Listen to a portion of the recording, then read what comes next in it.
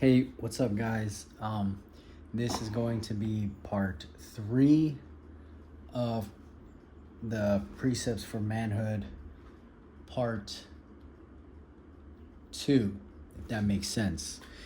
This will be the third installment, I should say, in the Precepts for Manhood, part 2. And just to recap, we are building off the precept from Philippians 4. Give me one second. Philippians 4, 11 through 13, right? And that base precept was pretty much, no matter what situation you're going through, whether you're going through good times or bad times, whatever the case may be, to be content with that situation and to rely on the strength the Most High gives you. And we also went into the book of Timothy a little bit. In that book, let's see what he was talking about. Hold on one second. Yes, he was talking about how godliness with contentment is great gain, and that we are to fight the good fight every day, no matter what is going on.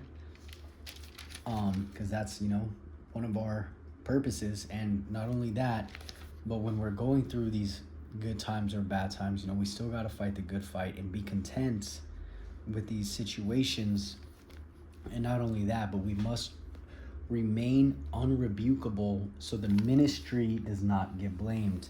And we read that yesterday in 2 Corinthians 6, right? And all these things, right? And, whatever we're going through, we're going to rely on the strength of the Most High and His Son. And even though we may have nothing, yet we possess all things, right? So we're going to try to finish this off today. And today we are in 2 Corinthians chapter 12, 7 through 10, right? All right. Now, this is Paul. Paul is, once again, just a little recap. So he was giving, he's going to say it pretty much, but it's kind of complicated the way he says it, I think. So he was given a lot of revelations from above, things to come or whatever, just revelations. The Most High was showing him things, giving him that wisdom. And in order to not be exalted, to not think too highly of himself or be too overly exalted among others, blah blah blah. He was given a thorn in the flesh, right? A messenger of Satan to buffet him, to keep him humble. And he asked the Lord 3 times to get rid of it. And this is what he says. All right, so this is Paul speaking once again. 2 Corinthians 12, verse 7. And lest I should be exalted above measure through the abundance of the revelations, there was given to me a thorn in the flesh, the messenger of Satan to buffet me, lest I should be exalted above measure. For this thing I besought the Lord thrice, that it might depart from me. And he said unto me, My grace is sufficient for thee, for my strength is made perfect in weakness. Most gladly, therefore, will I rather glory in my infirmities, that the power of Christ may rest upon me. Therefore, I take pleasure in infirmities, in reproaches, in necessities, in persecutions, in distress, for Christ's sake. For when I am weak, then am I strong. Right? So, like we've been going over, not only is he content in his infirmities, reproaches, in his necessities, in persecutions, distresses, he takes pleasure in them. Why? Because right here, the Most High Son, the Messiah, he's saying, for his strength is made perfect when we are weak, because when we are weak, we have no choice but to rely on him. So when we are weak, we are really at our strongest, because now we can only rely on the strength of the Most High and his Son. And there ain't no strength like that strength, baby. You know what I'm saying? So yeah, that's pretty much this right here. It's a quick one, pretty simple to understand. Let's see if I'm missing anything. Boom, boom, boom. Boom, boom, boom. For my, look right here. It's just perfect. For my strength is made perfect in weakness. And then Paul goes on to say, most gladly, therefore will I rather glory. I'd rather glory in my infirmities. He'd rather just be going through it, so that the power of Christ may rest upon him. Because like we've been saying, when you're going through it, you know, the Most High is going to give you that strength that you need to get through it. And when you go through it, you know, we are witnessing the strength that they can provide you or provide us. And that is, in a sense, glorying them, you know, especially when you give them glory when you're going through these things. It's like, you know, Yahweh, thank you for all these things you're putting me through and all the strength that thou givest me. You know what I'm saying? So, for when I am weak, then I am strong. So when we're going through it, you know, as long as we're keeping this word, we're content with godliness, we're fighting that good fight unrebukably, you know, he's going to take care of us. He's going to make us stronger than ever before. You know, we'll feel weak going through it, but you know what? We're resting on his strength. And when we get through it, that strength, you know, will stay with us.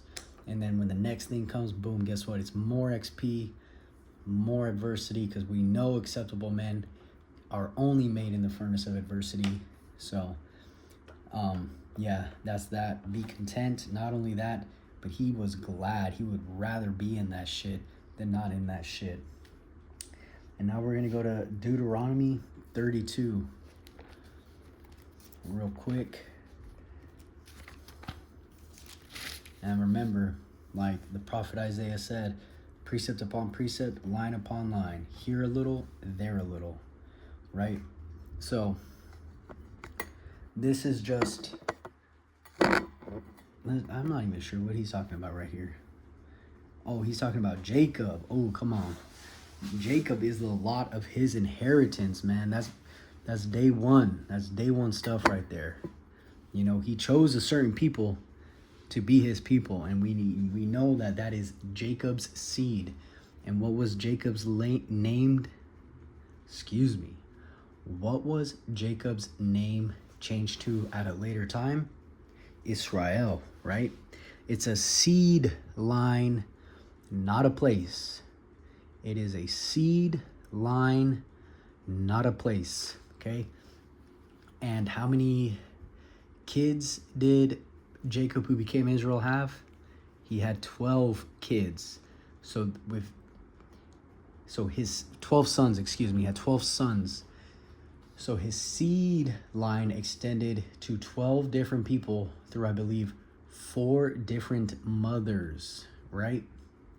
And like I said again, if we're talking about Israel, the Israel of the Bible, it is a seed line. It is not a place, okay?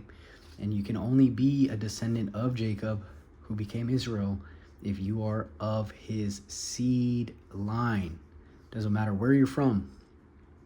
It is a matter of being of his seed.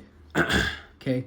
But anyways, this is like what we've been saying, how the Most High will protect you, right? And it's just written so well that, you know, we have to read it. And also here a little and there a little. Okay? So, right here. For the Lord's portion is his people. Jacob is the lot of his inheritance. He found him in a desert land, in the waste, howling wilderness. He led him about, he instructed him, he kept him as the apple of his eye. As an eagle stirreth up her nest, fluttereth over her young, spreadeth abroad her wings, taketh them, beareth them on her wings. So the Lord alone did lead him, and there was no strange God with him. Let's just keep going. He made him ride on the high places of the earth, that he might eat the increase of the fields. And he made him to suck honey out of the rock, and oil out of the flinty rock. Okay. We'll just go ahead and read this last one. So he made him ride on, okay, and butter of kine, milk of sheep, with fat of lambs, rams of the breed of Bashan, and goats, with the fat of kidneys of wheat. And thou didst drink the pure blood of the grape. Right?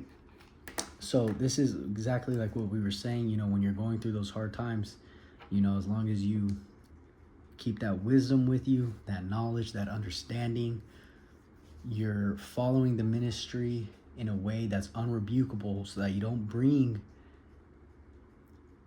any shame or hate on the ministry, you'll be okay. And how do we do that? We do that by being content with whatever situation we're in. Okay, like I was saying, because when we are content in a situation, we're not going to be angry, be overly upset, act emotionally, and if we're in a really good situation, we're not going to be prideful. We're not going to, I pretty much think when you're like that, you're going to be prideful and just think it's you doing it and not the Most High, right? So when you're content, you're going to think more clearly, and not act rashly to bring shame or blame upon the ministry. And yeah, sorry, my video cut off.